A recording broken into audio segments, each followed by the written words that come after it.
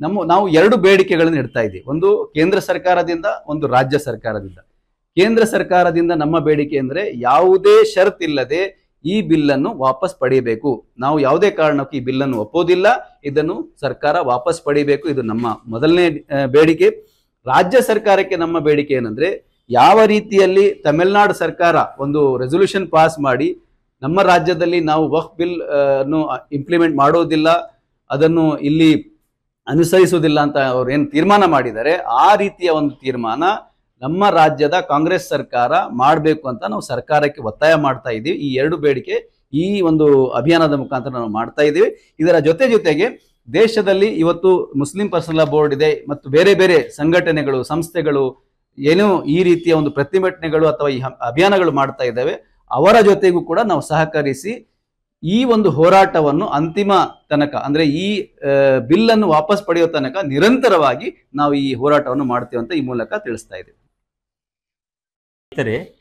ಈಗ ತಾವೆಲ್ಲ ಕೇಳಿದಿರಿ ಕಾರ್ಯಕ್ರಮ ಬಗ್ಗೆ. ಈ ಒಂದು ವಕ್ಫ್ ಸಂರಕ್ಷಣೆ ನಮ್ಮೆಲ್ಲರ ಹೊಣೆ ಎಂಬ ಈ ಕಾರ್ಯಕ್ರಮ ಏನು ಅಭಿಯಾನ ನಡೆಸ್ತಾ ಇದ್ದೀವಿ, ಅದರ ರಾಜ್ಯ ಮಟ್ಟದ ನಮ್ಮ ಕಾರ್ಯಕ್ರಮಗಳು ಹೀಗಿದೆ. ರಾಜ್ಯ ಮಟ್ಟದಲ್ಲಿ ನಾವು ಪತ್ರಿಕಾಗೋಷ್ಠಿ ಮಾಡೋದನ್ನು ತೀರ್ಮಾನ ಮಾಡಿದ್ದೀವಿ.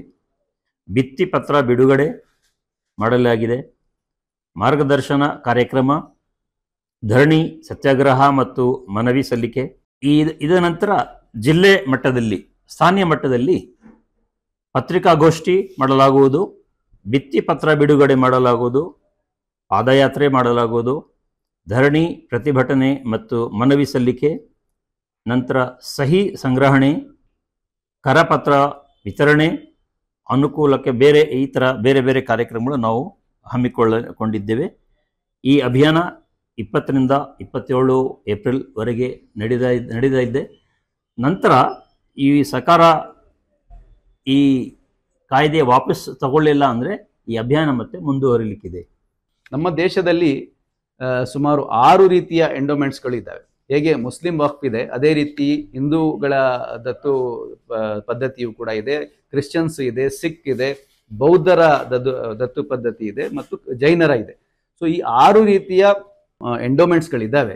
ಅದರಲ್ಲಿ ಭಾರತ ದೇಶದ ಸಂವಿಧಾನ ಏನಿದೆ, ತಮ್ಮ ಈ ಸಂಸ್ಥೆಗಳನ್ನು ನಡೆಸಲಿಕ್ಕಾಗಿ ನಮಗೆ ಸ್ವತಂತ್ರವನ್ನು ಕೊಟ್ಟಿದೆ. ನಾವು ಸ್ವತಂತ್ರವಾಗಿ ನಮ್ಮ ಈ ಸಂಸ್ಥೆಗಳನ್ನು ನಡೆಸ್ಕೋಬಹುದು, ಅದರ ವ್ಯವಹಾರಗಳನ್ನು ನಾವು ನಡೆಸ್ಕೋಬಹುದು ಅಂತ. ಆದರೆ ಇವತ್ತು ಏನು ಈ ಬಿಲ್ ಪಾಸ್ ಆಗಿದೆ, ಇದರ ಮುಖಾಂತರ ಕೇವಲ ಮುಸಲ್ಮಾನರ ವಕ್ಫ್ ಏನಿದೆ ಅದರಲ್ಲಿ ಮಾತ್ರ ಹಸ್ತಕ್ಷೇಪ ಮಾಡಲಾಗ್ತಾ ಇದೆ. ಅದರಲ್ಲಿ ಮಾತ್ರ ಇಲ್ಲಿ ಕೇಂದ್ರ ಸರ್ಕಾರ ಅದರಲ್ಲಿ ಮಧ್ಯಸ್ಥಿಕೆ ಮಾಡ್ತಾ ಇರುವಂಥದ್ದು. ಅದಕ್ಕಾಗಿ ನಾವು ಇದನ್ನು ವಿರೋಧ ಮಾಡ್ತಾ ಇದ್ದೀವಿ. ಇನ್ನು ಎರಡನೇದಾಗಿ, ಈ ಒಂದು ಬಿಲ್ ಏನು ಈಗ ಬಂದಿದೆ, ಇದರಿಂದ ಈ ವಕ್ಫ್ ಭೂಮಿ ಕಬಳಿಕೆ ಏನಿದೆ ಅದು ಬಹಳ ಸರಳವಾಗಿ ಮಾಡಲಿಕ್ಕೆ ಈಗ ಅವಕಾಶ ಆಗಿದೆ. ಅದರಲ್ಲೂ ಕೂಡ ಸರ್ಕಾರದಿಂದ ಕಬಳಿಕೆ ಮಾಡಲಿಕ್ಕೆ ಈ ಬಿಲ್ಲಿಂದ ಅವಕಾಶ ಅತಿ ಹೆಚ್ಚು ಆಗ್ತಾ ಇದೆ. ಅದಕ್ಕಾಗಿಯೂ ಕೂಡ ನಾವು ಇದಕ್ಕೆ ವಿರೋಧ ಮಾಡ್ತಾ ಇದ್ದೀವಿ. ಸರ್ಕಾರ ಹೇಳ್ತಾ ಇರುವಂಥದ್ದು ನಾವು ವಕ್ಫ್ ಭೂಮಿಗಳ ರಕ್ಷಣೆಗಾಗಿ ಈ ಬಿಲ್ಲನ್ನು ತಂದಿದ್ದೇವೆ ಅಂತ. ಆದರೆ ಈ ಬಿಲ್ಲಿನ ಏನು ಅಂಶಗಳಿದ್ದಾವೆ ಅದು ನೋಡಿದಾಗ ಬಹಳ ಸ್ಪಷ್ಟವಾಗಿ ಕಾಣ್ತಾ ಇರುವಂಥದ್ದು, ಸರ್ಕಾರ ಸ್ವತಃ ಈ ವಕ್ಫ್ ಭೂಮಿಯನ್ನು ಅತಿಕ್ರಮಣ ಮಾಡಲಿಕ್ಕಾಗಿ ಈ ಬಿಲ್ಲನ್ನು ತಂದಿರುವಂಥದ್ದು. ಅದೇ ರೀತಿ ನಮ್ಮ ವಕ್ಫ್ ಸಂಸ್ಥೆಗಳ ಏನು ಆಡಳಿತ ಏನಿತ್ತು ಅದು ಸೂಕ್ಷ್ಮವಾಗಿ ನಡೆಸುವಕ್ಕೆ ಮತ್ತು ಆ ಆಡಳಿತವನ್ನು ಪಾರದರ್ಶಕತೆಯಿಂದ ಮತ್ತು ಸ್ವತಂತ್ರದಿಂದ ನಡೆಸಲಿಕ್ಕೆ ಏನು ಅವಕಾಶ ಇತ್ತು, ಅದಕ್ಕೂ ಕೂಡ ಈ ಬಿಲ್ಲಿಂದ ಕಡಿವಾಣ ಬಿದ್ದಿದೆ. ಹಾಗಾಗಿ ಕೂಡ ನಾವು ಈ ಬಿಲ್ಲನ್ನು ಅಪೋಸ್ ಮಾಡ್ತಾ ಇರುವಂಥದ್ದು. ಮತ್ತೆ ನಮ್ಮ ಸಂಸ್ಥೆಗಳು ಏನು ನಡೆಸ್ತಾ ಇದ್ವಿ, ಆ ಸಂಸ್ಥೆಗಳಿಗೆ ನಡೆಸುವ ಒಂದು ಸ್ವತಂತ್ರ ಏನಿತ್ತು ಅದು ಕೂಡ ಈ ಬಿಲ್ಲಿನ ಮುಖಾಂತರ, ಈ ಆಕ್ಟಿನ ಮುಖಾಂತರ ಅದು ಕೂಡ ಅದರಲ್ಲಿ ಪರಿಣಾಮ ಬೀರ್ತಾ ಇದೆ. ಅದಕ್ಕಾಗಿ ನಾವು ಇದನ್ನು ವಿರೋಧ ಮಾಡ್ತಾ ಇರುವಂಥದ್ದು. ಇನ್ನು ಮುಖ್ಯವಾಗಿ ನಮ್ಮ ದೇಶದ ಸಂವಿಧಾನ ಏನಿದೆ, ಆ ಸಂವಿಧಾನ ಕೆಲವೊಂದು ಹಕ್ಕುಗಳನ್ನು ನಮ್ಮ ನಾಗರಿಕರಿಗೆ ಕೊಟ್ಟಿದೆ. ಆ ನಾಗರಿಕರಿಗೆ ಕೊಟ್ಟಿರುವಂತಹ ಹಕ್ಕುಗಳಲ್ಲೂ ಕೂಡ ಇದು ಹಸ್ತಕ್ಷೇಪ ಮಾಡ್ತಾ ಇರುವಂಥದ್ದು ಮತ್ತು ಆ ಹಕ್ಕುಗಳನ್ನು ಕಸಿಯುವಂತಹ ಕೆಲಸ ಈ ಬಿಲ್ಲಿನ ಮುಖಾಂತರ ಆಗ್ತಾ ಇದೆ. ಅದರಲ್ಲಿ ವಿಶೇಷವಾಗಿ ಸಂವಿಧಾನದ ಆರ್ಟಿಕಲ್ ನಂಬರ್ 14 ಏನಿದೆ, ಅದು ಯಾವುದೇ ಧರ್ಮದ ವಿರುದ್ಧ, ಧರ್ಮದ ಆಧಾರದ ಮೇಲೆ ತಾರತಮ್ಯಗಳು ನಡೆಸಬಾರ್ದು ಅನ್ನುವಂಥದ್ದಿದೆ, ನಮಗೆ ಅವಕಾಶ ಕೊಟ್ಟಿದೆ. ಆದರೆ ಈ ಬಿಲ್ಲಿನ ಮುಖಾಂತರ ನೇರವಾಗಿ ಮುಸ್ಲಿಂ ಸಮುದಾಯದ ಒಂದು ಹಕ್ಕೇನಿದೆ ಅದನ್ನು ಕಸಿಯುವುದು ಮತ್ತು ಅದರಲ್ಲಿ ತಾರತಮ್ಯ ಮಾಡುವಂತಹ ಬಿಲ್ ಇದು ತಂದಿರುವಂತದ್ದು. ಅದಕ್ಕಾಗಿ ನಾವು ಇದನ್ನು ವಿರೋಧ ಮಾಡ್ತಾ ಇರುವಂತದ್ದು. ಇನ್ನು ಸಂವಿಧಾನದ ಆರ್ಟಿಕಲ್ 25 ಮತ್ತು 28 ಇದರ ಪ್ರಕಾರ ನಮ್ಮ ಧರ್ಮಗಳನ್ನು ಪ್ರಾಕ್ಟೀಸ್ ಮಾಡ್ಲಿಕ್ಕಾಗಿ, ಆ ಧರ್ಮಗಳ ಆರಾಧನೆ ಮಾಡ್ಲಿಕ್ಕಾಗಿ ಮತ್ತು ಅದರ ನಮ್ಮ ಇಚ್ಛೆಯಂತೆ ನಡಲಿಕ್ಕಾಗಿಯೂ ಕೂಡ ನಮಗೆ ಸ್ವತಂತ್ರ ಈ 2 ಆಕ್ಟ್ಗಳು ಕೊಡ್ತಾ ಇದೆ. ಆದರೆ ಈ ಬಿಲ್ಲಿನ ಮುಖಾಂತರ ಅದನ್ನು ಕೂಡ ಕಸಿಯುವಂತಹ ಪ್ರಯತ್ನ ಆಗ್ತಾ ಇದೆ. ಅದಕ್ಕಾಗಿ ನಾವು ಇದಕ್ಕೆ ವಿರೋಧ ಮಾಡ್ತಾ ಇರುವಂಥದ್ದು. ಅದೇ ರೀತಿ ಸಂವಿಧಾನದ ಏನು ಆರ್ಟಿಕಲ್ 30 ಏನಿದೆ ಅದರ ಪ್ರಕಾರ ಅದು ನಮ್ಮ ಇನ್ಸ್ಟಿಟ್ಯೂಷನ್ ನಡೆಸಲಿಕ್ಕಾಗಿ ಮತ್ತು ಸ್ಥಾಪನೆ ಮಾಡಲಿಕ್ಕೆ ಮತ್ತು ನಡೆಸಲಿಕ್ಕೆ ಒಂದು ಸ್ವಾತಂತ್ರ್ಯ ನಮಗೆ ಸಿಕ್ಕಿತ್ತು. ಅದರಲ್ಲೂ ಕೂಡ ಈಗ ಹಸ್ತಕ್ಷೇಪ ಸರ್ಕಾರ ಮಾಡ್ತಾ ಇರುವಂತದ್ದು ಈ ಬಿಲ್ಲಿನ ಮುಖಾಂತರ. ಹಾಗಾಗಿಯೂ ಕೂಡ ನಾವು ಇದನ್ನು ವಿರೋಧ ಮಾಡ್ತಾ ಇದ್ದೀವಿ. ಮತ್ತೆ ವಕ್ಫ್ ಏನಿದೆ ಅದರ ಮೂಲ ಉದ್ದೇಶ ಏನಿದೆ ಆ ಮೂಲ ಉದ್ದೇಶವನ್ನು ಕೂಡ ತಿರುಚುವಂತಹ ಪ್ರಯತ್ನ ಈ ಬಿಲ್ಲಿನ ಮುಖಾಂತರ ಆಗ್ತಾ ಇದೆ.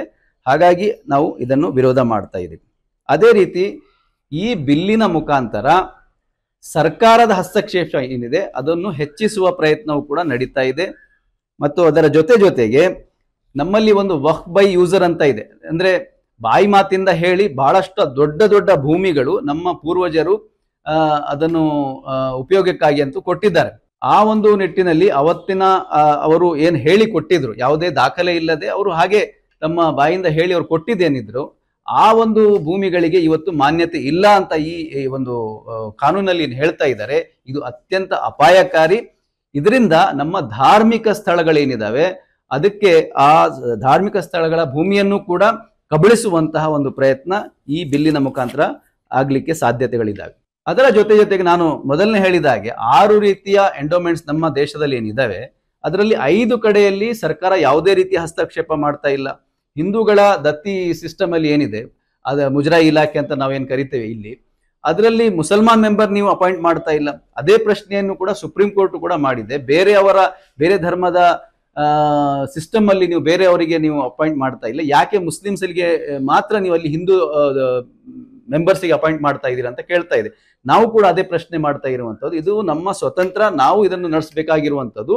ಇದರಲ್ಲಿ ಬೇರೆ ಧರ್ಮದ ಅಭ್ಯರ್ಥಿಗಳನ್ನು ಅಥವಾ ಸದಸ್ಯರನ್ನು ಅಪಾಯಿಂಟ್ ಮಾಡ್ತಾ ಇರುವಂತದ್ದು, ನೇಮಕ ಮಾಡ್ತಾ ಇರುವಂತದ್ದು, ಇದು ತೀವ್ರ ನಾವು ಇದಕ್ಕೆ ವಿರೋಧ ಮಾಡ್ತಾ ಇದ್ದೀವಿ. ಇದು ಕೂಡ ನಮ್ಮ ದೇಶದ ಸ್ವತಂತ್ರ, ನಮ್ಮ ದೇಶದ ಸಂವಿಧಾನ ನಮಗೆ ಸ್ವತಂತ್ರ ಕೊಟ್ಟಿದೆ, ಅದರಲ್ಲೂ ಕೂಡ ಇದು ಹಸ್ತಕ್ಷೇಪ ಆಗ್ತಾ ಇದೆ. ಅದೇ ರೀತಿ ಇದರಿಂದ ಇನ್ನೊಂದು ಮುಸ್ಲಿಮರ ಒಂದು ಪ್ರಾತಿನಿಧ್ಯ ಇದೆ, ಅದು ಕೂಡ ಕುಸಿಯುತ್ತೆ. ಈಗ 2 ರಿಂದ 3 ಜನ ಹಿಂದೂ ಮೆಂಬರ್ಸ್ಗೆ ನೀವು ಅಲ್ಲಿ ಅಪಾಯಿಂಟ್ ಮಾಡಿದ್ರೆ ಮುಸ್ಲಿಂ ಪ್ರಾತಿನಿಧ್ಯವು ಕೂಡ ಅಲ್ಲಿ ಕುಸಿಯುತ್ತೆ.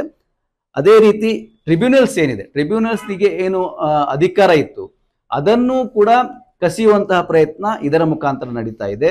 ಈಗ ಹೈಕೋರ್ಟ್ ಅಲ್ಲಿ ನೀವು ಅಪೀಲ್ ಮಾಡುವಂತಹ, ಹೈಕೋರ್ಟ್ ಅಲ್ಲೂ ಕೂಡ ಚಾಲೆಂಜ್ ಮಾಡುವಂತಹ ಅವಕಾಶ ಈ ಬಿಲ್ಲಿನ ಮುಖಾಂತರ ಕೊಡ್ತಾ ಇದ್ದೀರಾ. ಹಾಗಾಗಿ ಇದು ಕೂಡ ಟ್ರಿಬ್ಯುನಲ್ಸ್ಗೆ ಒಂದು ರೀತಿಯಲ್ಲಿ ನೀವು ನಿಷ್ಕ್ರಿಯಿಸಿ ಮಾಡುವಂತಹ ಒಂದು ಪ್ರಯತ್ನ ನಡೀತಾ ಇದೆ.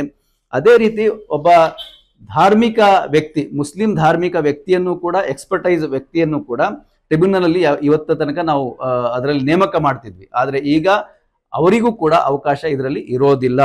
ಸೊ ಅದೇ ರೀತಿ ಈ ವಕ್ಫ್ ಸಿಇಒ ಏನಿದ್ರು ಆ ಸಿಇಒ ಕಡ್ಡಾಯವಾಗಿ ಮುಸ್ಲಿಂ ಆಗಿರ್ತಿದ್ರು.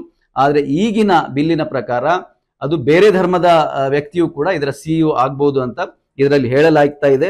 ಇದು ಕೂಡ ನಮ್ಮ ಒಂದು ಪರ್ಸನಲ್ ಮ್ಯಾಟರ್ಸ್ ಏನಿದೆ, ಧರ್ಮದ ಪರ್ಸನಲ್ ಮ್ಯಾಟರ್ಸ್ ಏನಿದೆ ಅದರಲ್ಲಿ ಹಸ್ತಕ್ಷೇಪ ಮಾಡುವಂತಹ ಒಂದು ಪ್ರಯತ್ನ ಆಗಿದೆ. ಅದಕ್ಕಾಗಿ ನಾವು ಇದನ್ನು ವಿರೋಧ ಮಾಡ್ತಾ ಇದ್ದೇವೆ.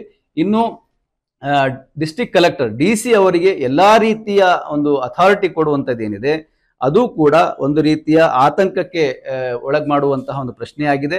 ಯಾಕಂದ್ರೆ DC ಅವರು ಸರ್ಕಾರದ ಪ್ರತಿನಿಧಿಯಾಗಿರ್ತಾರೆ. ಯಾವುದೇ ಕಾರಣಕ್ಕೂ ಅವರು ಸರ್ಕಾರಕ್ಕೆ ಬೇಕಾಗುವ ಅನುಕೂಲ ಮಾಡಿಕೊಡ್ಲಿಕ್ಕೆ ಆದಷ್ಟು ಪ್ರಯತ್ನ ಮಾಡ್ತಾರೆ. ಹಾಗಾಗಿ ಅವರ ಕೈಯಲ್ಲಿ ಈಗ ಏನು ಈ ಸ್ವತಂತ್ರ ಇದು ಅಧಿಕಾರ ಕೊಟ್ಟಿದ್ದಾರೆ, ಅದರಿಂದನೂ ಕೂಡ ಈ ವಕ್ಫ್ ಆಸ್ತಿಗಳಿಗೆ ಇವತ್ತು ಅಪಾಯ ಬಂದಿರುವಂಥದ್ದು. ಹಾಗಾಗಿ ಇದನ್ನು ನಾವು ವಿರೋಧ ಮಾಡ್ತಾ ಇರೋದು. ಹೀಗೆ ಸಂವಿಧಾನ ನಮಗೆ ಏನು ಹಕ್ಕುಗಳು ಕೊಟ್ಟಿದ್ದಾವೆ ಅದರ ವಿರೋಧವಾಗಿದೆ. ಅದಕ್ಕಾಗಿ ನಾವು ಇದನ್ನು ವಿರೋಧಿಸ್ತಾ ಇದ್ದೇವೆ.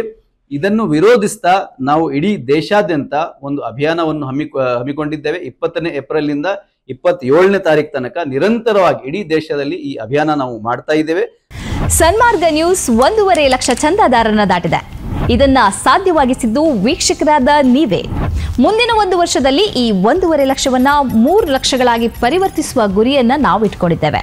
ನಿಮ್ಮ ಬೆಂಬಲ ಇಲ್ಲದೆ ಇದು ಸಾಧ್ಯವೇ ಇಲ್ಲ. ನೀವು ಮಾಡಬೇಕಾಗಿರುವುದು ಏನಂದ್ರೆ ಸನ್ಮಾರ್ಗ ನ್ಯೂಸ್ ಚಾನೆಲ್ನ ಕಾರ್ಯಕ್ರಮವನ್ನ ನಿಮ್ಮ ಗೆಳೆಯರಿಗೆ, ಸಂಬಂಧಿಕರಿಗೆ ಕಳಿಸಿಕೊಡ್ಬೇಕು. ಅವರಲ್ಲೂ ಸಬ್ಸ್ಕ್ರೈಬ್ ಮಾಡುವಂತೆ ಹೇಳಬೇಕು. ನಿಮ್ಮ ಮನೆಯವರಲ್ಲೂ ಹೇಳಬೇಕು. ಸುದ್ದಿಗಳ ಸಂತೆಯಿಂದ ಸತ್ಯದ ಸುದ್ದಿಯನ್ನ ಹೆಕ್ಕಿಕೊಡುವ ನಮ್ಮ ಪ್ರಯತ್ನ ಮುಂದುವರಿಯಬೇಕಾದ್ರೆ ನೀವು ಇಷ್ಟನ್ನಾದ್ರೂ ಮಾಡಲೇಬೇಕು. ಜೊತೆಗೆ ಪಕ್ಕದಲ್ಲಿರುವ QR ಕೋಡ್ ಅನ್ನ ಬಳಸಿ ನಮಗೆ ಆರ್ಥಿಕವಾಗಿ ಶಕ್ತಿ ತುಂಬಬೇಕು. ಸುಳ್ಳಿನ ಎದುರು ನಮ್ಮ ಧ್ವನಿ ತಗ್ಗದೇ ಇರಬೇಕಾದ್ರೆ ನಾವು ಆರ್ಥಿಕವಾಗಿ ಪರಾವಲಂಬಿಗಳಾಗಿರಬಾರದು. ನೀವು ಶಕ್ತಿಯನ್ನು ಕೊಡಿ, ನಾವು ಸತ್ಯವನ್ನ ಕೊಡ್ತೇವೆ. Thank you.